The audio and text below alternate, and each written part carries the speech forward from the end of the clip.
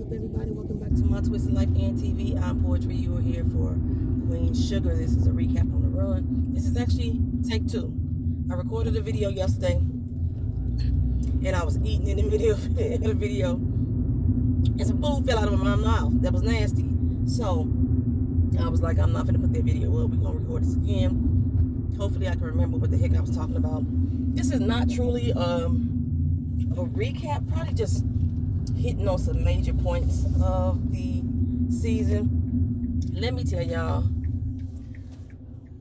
I think I'm over Queen Sugar this season. I've seen a lot of tweets about how this episode was so impactful. I didn't get that. I came away from it like, y'all are really rushing these storylines through. Has it been confirmed that this is the last season of Queen Sugar? I know one of you guys told me that before.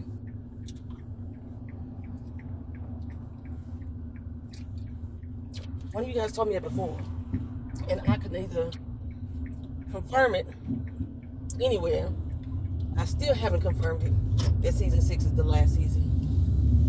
But if it is, then maybe they'll give me some type of explanation about why they are doing these storylines this way.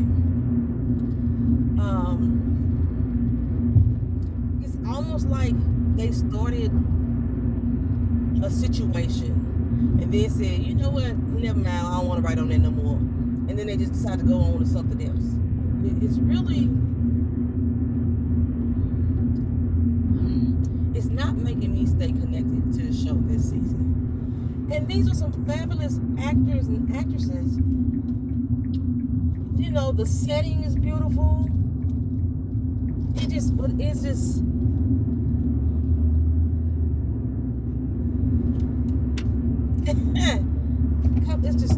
it's just not doing it for me this season. Okay, so I think I'm gonna start off with Charlie. How did somebody drop a whole damn battery in the middle of the damn toll road? I think I'm gonna start off with Charlie. Again, this is not gonna be a full recap. So if you think it's something I should have talked about, put it down in the comment section. But with Charlie, it seems as if she's going through it with her relationship with Davis.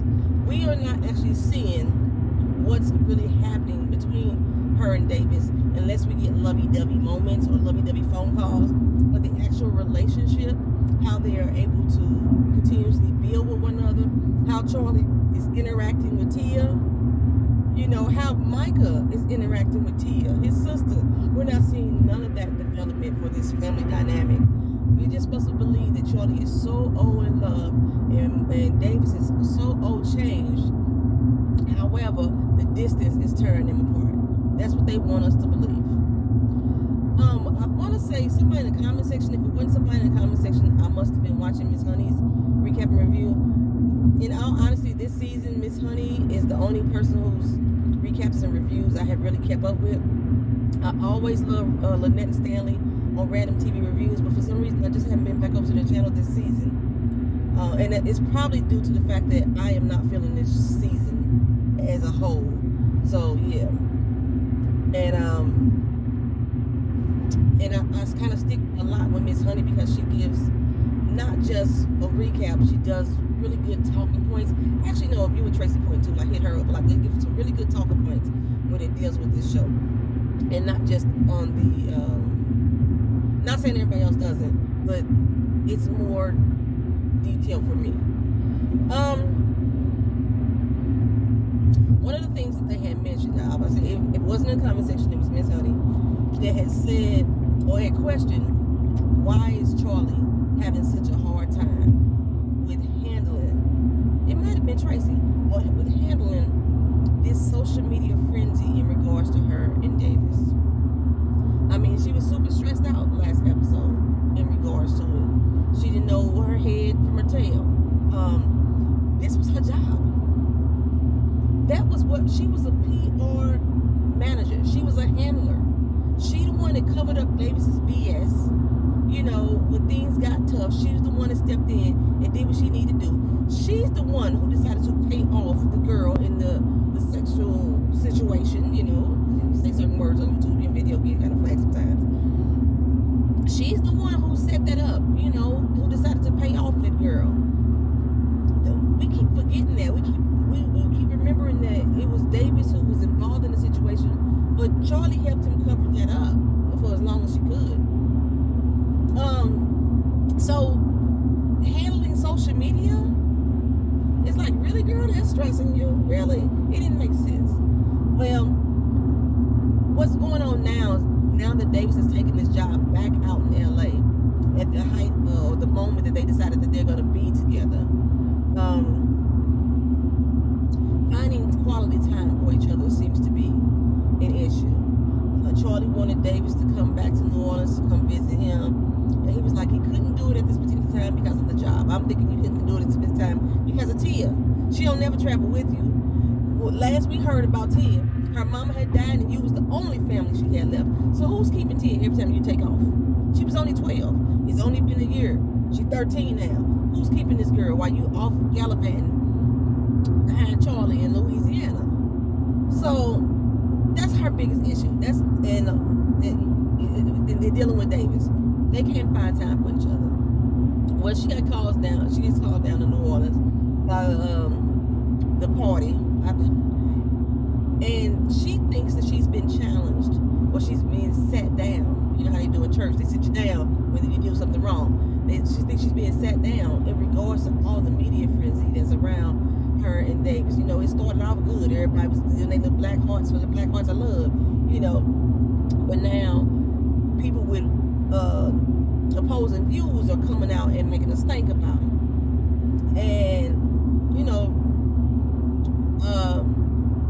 Charlie used women's progression as a means to justify her deciding to go back with somebody that fucked her over royally, who helped set up a rape of a girl. She used, we as progressive women should be able to forget. She used being a progressive woman to help justify that. However, that wasn't even what the whole meeting was about. They want her to not just run for a state seat, but to run for Congress. Or is this the Senate? It was one of the two. Congress. D.C., to be up in D.C. If that's the story, that's the way this story is going for Charlie, this very may well be the last season. Because it seems like this I don't know, Charlie has kind of taken a back seat as a character on this show. We don't get much of her involvement. She's kind of mellowed herself out. She used to be a powerhouse force in this family, and now that's all we get to see her is managing her feelings for Davis. That's it. She's not even really being, I know she's coming in on the back end of everything. She came in on the back end of the Prosper situation. She came in on the back end of the Former situation. She's like, we're not really getting to see her be the character that they developed her story part to be. So next up, I'm gonna go with Micah, because her and Micah had a conversation later on while she was down in New Orleans. Because remember, Xavier University is in New Orleans. While she was down in New Orleans, she had this conversation with him in regards to, what is that little boy's name? His boo thing. I can't think of his name, y'all. I apologize because I can't think of his name. I've been calling him his boo thing for so long. Well, apparently Micah and this guy was having a car party with some other fellas. Somehow some homosexual jabs got thrown at him. In that situation, my window cracked. Somebody cracked my window, y'all, and the crack is just steady traveling across my window. This really bothered me. It's making me think that my doggone glass gonna fall out on my ass, especially because I keep getting hit by different pebbles going to work. So anywho, the fact that the young man is homosexual showed its face this particular episode. We've been saying it since the first episode. I suspected it, and I still suspect that him and Micah is going to hook up and be together in a relationship, or at least try it. It may even be a kiss. Something like that's going to happen. But there's definitely an attraction there that I picked up on, and it seems like they have been developing this attraction slowly. Because it seems like Micah may be having some sort of curiosity. but he kind of went to Charlie to find out how she felt about him, and he made a point to say, it's sad that men can't befriend other men just because of their sexual orientation. Without someone thinking that they're hooking up, or I didn't, from the card party, I didn't get if they were implying him and Micah was a couple. And evidently these people were so-called friends or cool with him, that he was invited to this card party with them. So maybe they don't hang with him like Micah do. I guess, I don't know. They all frat brothers. He's in the frat,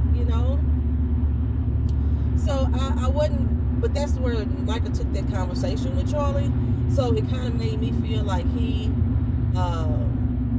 was speaking from a personal point of view. That's what I got from that. Why is this person looking ass?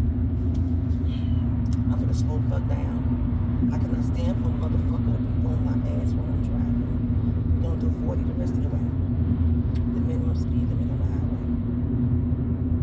Get off my ass. He's still on my ass.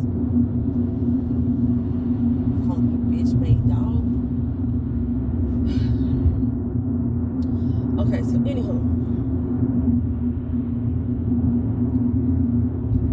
One of the things I was saying in the beginning is that I feel like they just throwing these storylines in there and they say, oh, fuck it, let's forget about it. Micah is a prime example for me.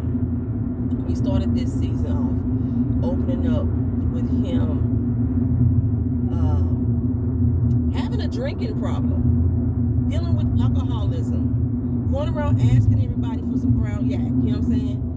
And we saw him at one point stumble through the campus. They dropped that storyline off. It's never again to be addressed. They haven't even dealt with Micah and alcoholism any further since those particular episodes. Then we were introduced to him having a moral relationship with his college professor. They dropped that story off. They let her dump him. Now we done with it. Nobody needs to address it. Maybe because Charlie's finna run for this seat, and they brought up the fact that they're gonna start digging into us all over again. Maybe all of this is gonna come to surface. But the way they are dropping these storylines off on Micah is really it's not sitting well with me. So she dumped him, so now we're done with that. We ain't gonna bring it up no more. Okay, Micah was dealing with PTSD.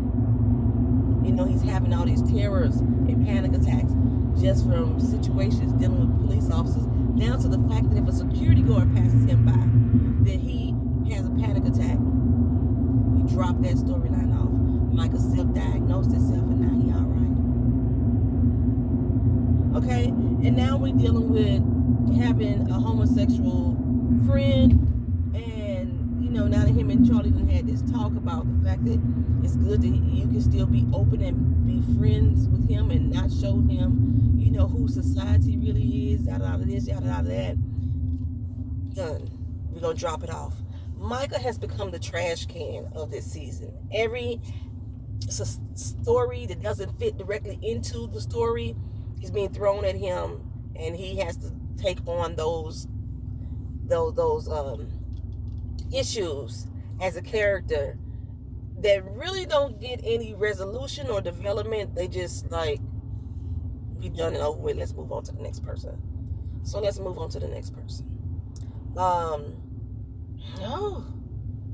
Hollywood and Vi. Well, Hollywood is doing everything and its mama for Gabriel, buying him school clothes. He doing all kind of stuff that he would be doing if it was his own child, his younger brother, a family member, for this random person's child. He has been assigned to be this little young man's big brother, for the Big Brother Big Sister Association. He's doing a lot. And Selena, I forgot what I was calling her name, but her name is Selena. She has taken notice of it. She's very appreciative of it. She's overly appreciative of it. She says that Gabriel hasn't been this happy in a long time. He don't even ask about his no good daddy no more. All he want to know is when Hollywood is coming around. He even want to nickname himself Lil Hollywood, or Selena wanted to nickname him Lil Hollywood. How much he say that, and Hollywood like, no, he just Gabe. Let him just be Gabriel. You know, he ain't finna be like Junior. It's like she want to make him a junior. You know what I'm saying? And then so she went on like, it's so good for him to have somebody in his life like you. I want somebody in my life like you too. And so she goes in for a kiss. Why is Selena always looking destitute? Every time they show that woman, she looked like she just ran. For whatever situation she was trying to escape, she looked like she just ran. Okay? Her hair's never combed. She ain't never got no makeup, no moisturizer on her face. She always looked like she ready to cry and moping. Why have they always made this woman look like she's a beggar? Like she couldn't clean herself up. And all this time she's been there in St. Joe. Like soap and water and a comb and brush ain't her friend. So when she reaches in for this kiss for Hollywood, the two things happen. He jumped back like, hey, hold up.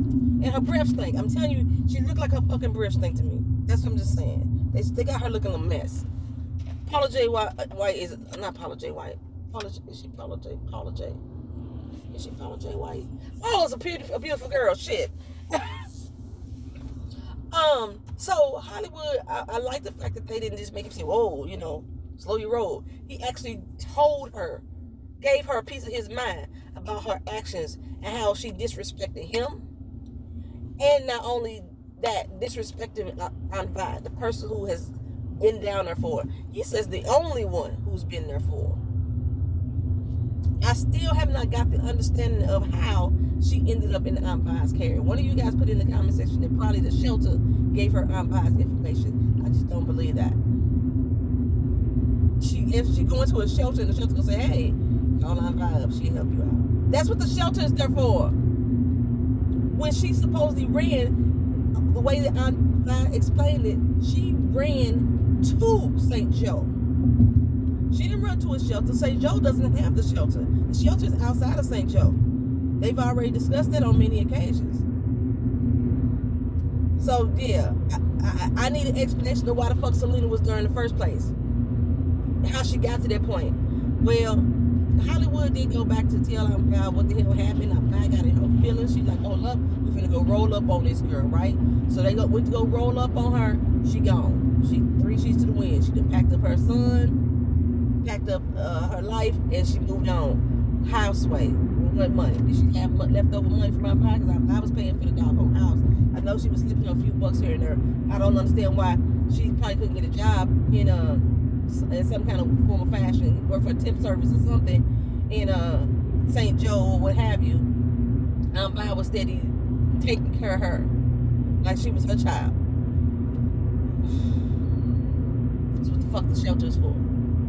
Help her get transitioned to housing. So that's why I don't think she went to the shelter. Okay, so she gone. She gone. And Aunt Vi's like, I can't believe she did this to me. You know, after all I've done for her, this is how she repay me. So the way that they finished that storyline too annoyed me. It annoyed me. That was just like, it didn't make sense to me either. I understand how good of a man that Hollywood seems to be with her Gabriel. I understand witnessing how good of a man that Hollywood seems to be with Aunt Vi. But there was no real conversation or interaction that I was aware of between Selena and Gabriel and Hollywood. For her to feel that she can get that close to him and make that type of, proposition. For as I know, the way that they showed it, he came and picked up Gabriel, or she dropped off Gabriel, or they met somewhere while he was going over to her house by herself. I didn't appreciate it either. Y'all got too comfortable.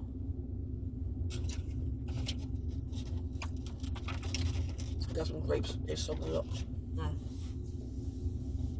Okay, so they was en route to go over to Prosper and Billy's house. Well, Prosper and Billy, earlier in the day, they decided to have a father and daughter day. Good times.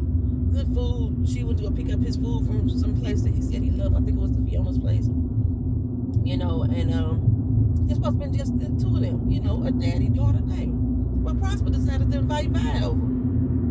Wanted to share, you know, the pie with Vi, who makes pies. Didn't make no damn sense to me. You know, Vi got the best pies in the town, but he wants to share this damn pie with Vi. And okay, and Billy and me was feeling some kind of way about that. Like, really? This supposed to be our fucking day. So, when I came in and kind of challenged Billy, like, you got a problem? Billy tried to say, you know, she feels some kind of way, but she didn't, like, even want to disrespect her elders at this point. But I kept egging her on and kept egging her on. So Billy finally told her, yes, I do feel some kind of way because this is supposed to be the day for me and my daddy. I turned up on her. Like, see, I ain't gonna keep having the disrespect. First of all, you asked her a motherfucking question. I can't stand. I'm telling y'all, I understand. We're supposed to respect our fucking elders, but you egging on me on and egging me on like something wrong, and then you got the nerve to say that I'm disrespecting you. First of all, you up in my motherfucking house, the house that I share with me and my father. You a guest. You was invited over to this motherfucker, and then you come in here with fucking disrespect to me. And now you want to check me, boo. That's what's really going on. I be working my nerves, y'all. I be working my nerves. Hollywood tried to calm her down, try to get her to be logical and everything. Somehow the conversation turned to Billy been disrespecting her all her life by sleeping with her damn husband, a motherfucker that she didn't even give a fuck about for real, or who would beat the dog shit out of her for years, that she shouldn't have gave a fuck about him anymore, especially at this point, 20 years later. You still holding a beef about some dude who whooped your ass, you know, disrespected you with different women all around town, bragged about fucking this damn girl all about town, and you mad at her. But Billy let her know. She finally came out and said all the shit that she had said to Nova about what happened with her and Earl, and how she felt like the adults in the fucking situation should have been coming to check on her. So first of all, to even find out if it's true. But instead, they were accusatory and been holding this grudge against her all these years. And now got the shock face. Billy ran up out of there. Ambai wanted to go chasing. Hollywood's like, now is not the time. Now is not the time. But who should have chased her? Her fucking daddy. Because he looked just as shocked to hear the news and information as Vi did. And he should have been the one to go after his damn daughter to comfort her. But did he? No. Did he? No. He should have been the one to recognize that this was supposed to be a moment for him and his child to have some reconciliation. Billy and Vi, according to you, Prosper, just had a disagreement the last time she was over there. And then you invite Vi back over again during y'all moment in time. That's on Prosper. I told you how I felt about Prosper this season too. Well, down in New Orleans, basically Nova wake up to the police all up in her crib. The whole fucking SWAT team in New Orleans is up in her crib. I need to know what those articles said. I know one of them was about the police accountability and police brutality that's happening in the New Orleans Police Department, but there was another second article written. What did that article say? They brought the SWAT team to her house to harass her, all over some weed. And I know Dominic is supposed to be the good guy. And I know sometimes I sit here and I say, why can't I sit here and find the good in him? And have I been that, tainted in life that when a good guy comes along, I'm steady looking for red flags. I'm steady looking for something wrong. That I just can't accept that he's a good man. That's on me, right? But I think he's an apple. And the fact that they coming and busting her house over some fucking drugs that she ain't even sold out of that house, because we have confirmed now that she hasn't, that ain't the house that she started out in. She only been there 13 months. So I guess Calvin couldn't live in the hood. He wanted to date a sister from the hood, a sister who wanted to always be among her community, but he couldn't live in the hood. So they went to the burbs and got them a nice little house. And they been there for 13 months. And so a house she ain't sold weed out of. The only type of weed that ever drugs have been seen in her house has been when Dominic brought her rolling papers twice. But for some reason, they busted her house over some fucking nickel and dime bags. Are you fucking kidding me right now? Dominic is part of this. I don't care that they roughed him up and threw him down on the ground and made it a big scene and he smoked the joint. Operatives do that type of shit. She didn't bother to call none of her family. Charlie down there in New Orleans.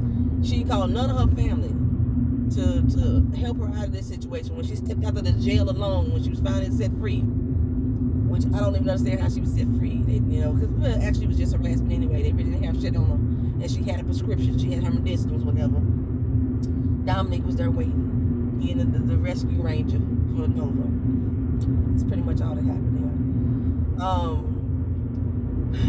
Hollywood gets a phone call, calls Rob, letting him know that Theo has been arrested.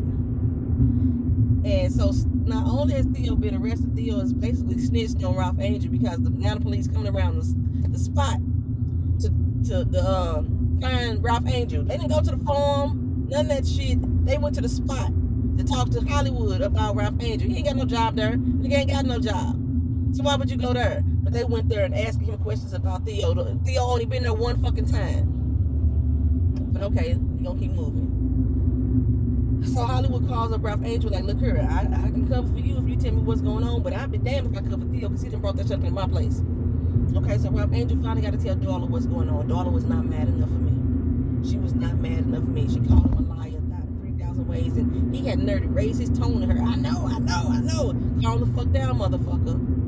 Calm the fuck down. And I know a few of y'all gonna say, well, she lied to him. She lied to him in regards to the blue situation. It's totally fucking different. Because put yourself in this situation that Darla was in. I was getting high like a motherfucker. I let 5 dudes run the train on me. I didn't let 5, but 5 dudes ran the train on me. While I'm in this inebriated state of mind, and I got pregnant, don't know who the fuck my baby daddy is. I don't know if it's Ralph Angels or the other ones. That's totally different than me just flat out lying to you saying, hey, I've asked you over and over again, what's going on, and you telling me everything good, everything copacetic, and it's not because you out here stealing and robbing and thieving. And now they looking over their goddamn shoulder every time somebody come knock on the fucking door. Because of Ralph Angel being stupid as a motherfucker. But that's it, y'all. That's all I got for y'all. I'm at work. That was Queen Sugar. I don't even know the name of the episode. I'll put it in the title when I get there. Y'all have a good one. Thank y'all for watching. Peace.